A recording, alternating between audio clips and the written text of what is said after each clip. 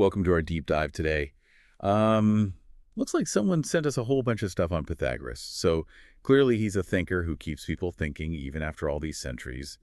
And, well, we're going to try and get past all the myths and all the different ways people have seen him over time, and give you the most solid understanding of who he really was and why he still matters, especially to a philosopher like you. Yeah, exactly.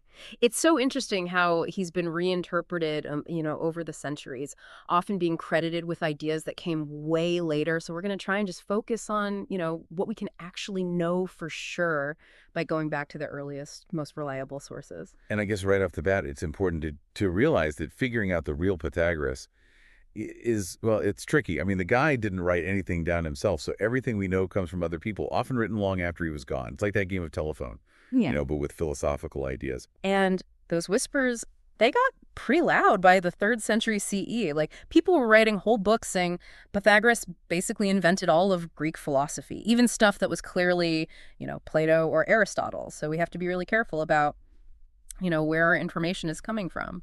And this is where it gets really interesting for a philosopher like you. There's this story that Pythagoras actually invented the word philosopher, but was he even what we would consider a philosopher today? Well, the story's a good one, but it's probably not true. And more importantly, it's coming from a very Platonic view of philosophy, which doesn't really fit with what we know about Pythagoras from his own time. So if he wasn't like this math genius like some people made out to be later, what was he actually known for when he was alive? Well, the early sources tell us he was known for 4 main things. First, he was like an expert on what happened to the soul after death. He believed in reincarnation, and people saw him as a guide to the afterlife. Oh, wow. So almost like a spiritual teacher then. Yeah, very much so. And second, he was famous for being a master of religious rituals, Hmm. sacrifices, ceremonies, the whole 9 yards. That was a huge part of his teaching. And then third, he was considered a wonder worker. Hold on, wonder worker, you mean like he had magical powers or something? Exactly. People said he had a golden thigh, could be in 2 places at once, even talk to rivers. It seems like there was definitely a mystical, supernatural element to the way he was seen. Well, okay, so not your typical philosopher then. What was the fourth thing? The fourth thing was that he really pushed for a strict way of life, diet restrictions, self-discipline, tons of rules for his followers. It was almost like an ancient philosophical training program. A philosophical training program with a side of wonder working. I'm starting to see why people find him so interesting. Let's talk more about this reincarnation idea. What did Pythagoras actually believe about it? Did he think humans could come back as anything like plants?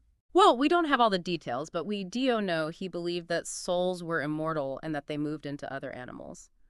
The idea of humans becoming plants seems a bit unlikely based on what his successor, Philolaus, wrote, but we can't be totally sure. I see. So even with the reincarnation idea, there's room for interpretation. Yeah. You also sent me some sources mentioning these akasmata. They sound kind of like, you know, fortune cookie wisdom. Yeah. What were those and why are they important? Right. The akasmata were these short sayings passed down orally that basically gave you instructions on how to live the Pythagorean life. They covered everything from how to do rituals to what you should wear, even like putting on the right shoe first. Wow, that's pretty specific. Why would a philosopher care so much about something like shoes? Well, for Pythagoras and his followers, it wasn't really about the shoes themselves. It was about building self-discipline and aligning yourself with a certain way of being. Remember, this was a time when philosophy was really connected to like a whole way of life, not just abstract thinking. This might be interesting to you as a philosopher because it shows us the practical, ethical side of his philosophy. Okay, now for the big one. Math? Everyone connects Pythagoras with the Pythagorean theorem, but our early sources don't really say anything about it. Was he really a math whiz? That's the million-dollar question. The story about him sacrificing oxen after figuring out the theorem well that appears centuries later. And it might just show how much he loved geometry, not necessarily that he proved it. He might have seen how important it was and made it part of his philosophy, but saying he proved it well, that's probably an exaggeration by people who admired him later on. And the same kind of problems come up with his supposed work on cosmology and music theory. So kind of like with the philosopher label, the math genius label might be something people projected onto him later on once he was already seen as important and wise. Exactly. And this brings up another interesting point. Some sources talk about a split among his followers, the mathematici versus the akismatici. The mathematici thought that hardcore math was at the heart of it all, while the akismatici focused on the practical moral parts of his philosophy. This debate really gets to the core of what it meant to be a Pythagorean in the 5th century. Well, that's interesting. Was this like a philosophical rivalry? Did they disagree on what it really meant to be a Pythagorean? It's hard to say for sure if it was a full-blown rivalry, but it does suggest different ways of understanding his legacy. It gets to the heart of the question, what was the core of Pythagoreanism back in the 5th century BCE? Was it about hardcore mathematics or about living a certain way, or was it always meant to be both? A blend of rigorous mathematical cosmology and putting your right shoe on first. That's a fascinating combination. It definitely makes you think about how we separate things today, doesn't it? And that tension is something that still speaks to philosophers now, especially when we think about, what philosophy means in our own lives. Okay, so we've talked about how it's tough to say for sure if Pythagoras actually discovered specific mathematical or scientific things. But there's definitely this recurring theme of number and its importance in how he saw the world. What can you tell us about that? Yeah, that's a key point. Even though he might not have been a mathematician like we think of them today, he clearly saw numbers as being more than just tools for counting or measuring. He saw them as having these fundamental principles that governed reality, a concept that would have been really powerful back then. Think about it. For Pythagoras, math wasn't a separate subject. It was the language of the cosmos, the key to unlocking its secrets. For a philosopher, that's a pretty powerful image. It totally changes how you think about numbers. They become symbols, metaphors, paths to a deeper truth. So how does this connect to his ideas about the soul and the afterlife? Was there a mathematical side to those beliefs too? That's a great question, and unfortunately, we don't really have a clear answer. There's no direct evidence linking his mathematical ideas to his beliefs about reincarnation, but it's definitely an interesting possibility for a philosopher like you to think about. I can see, why did he believe that the soul itself was structured by numbers? Somehow, is there a mathematical harmony to reincarnation? So many questions. Exactly, and that's what makes Pythagoras so fascinating. Even after all this time, he makes us curious. He invites us to explore connections, to fill in the gaps with our own philosophical interpretations. He's like a philosophical puzzle box, and it seems like every piece we find leads to even more interesting questions. Hmm. Okay, let's change gears for a second and talk about that whole wonder worker thing. It's hard to reconcile the image of a philosopher with stories about golden thighs and talking to rivers as a philosopher myself. I'm struggling with this. How do we make sense of that? It's definitely a challenge, and it would be easy to just dismiss those stories as later embellishments, but they show up even in the earliest sources, so it seems like we have to take them seriously as part of how people understood Pythagoras, even if we interpret them metaphorically. Metaphorically so, instead of taking them as literal accounts of magical powers, we should see them as expressions of something else. Exactly. Perhaps they reflect the awe and reverence that people felt for him, the way his teachings seemed to reveal these hidden depths of knowledge and wisdom. I see. So maybe those stories weren't about literal magic. Maybe they were about the magic of philosophical insight, the power of ideas to transform how we understand the world. Yes, and that's a powerful idea in itself, isn't it? The idea that philosophy can be a transformative experience, a journey into the unknown that changes us profoundly. And for Pythagoras, those revelations weren't just intellectual, they were intertwined with religious experiences, with ritual practices, with a whole way of life designed to cultivate wisdom and virtue. So maybe the wonder worker image isn't about breaking the laws of nature.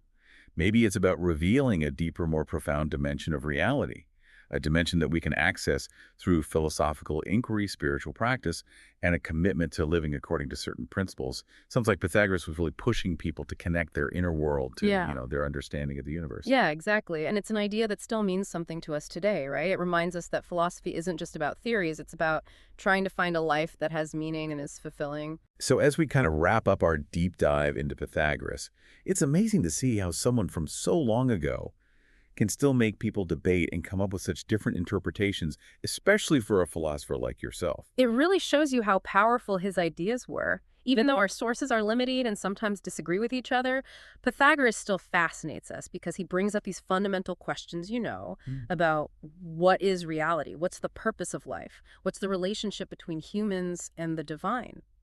For you as a philosopher, what do you think is the most important thing we can take away from exploring Pythagoras? What makes him relevant to philosophical discussions even now? I think it's the way he challenges us to think about what philosophy, even IS, Mm. is it mostly an intellectual thing, like a quest for knowledge and understanding? Or is it also a way of life, a set of practices and principles that shape who we are and what we do? It's like he's blurring the lines between theory and practice, between thinking and being. Exactly. And that tension has been there throughout the history of philosophy. Should we aim for a detached, objective viewpoint, or should we admit that our philosophical views shape how we actually live? And Pythagoras, with his mix of math and mysticism and ethics, seems to suggest that maybe those two approaches aren't so different after all.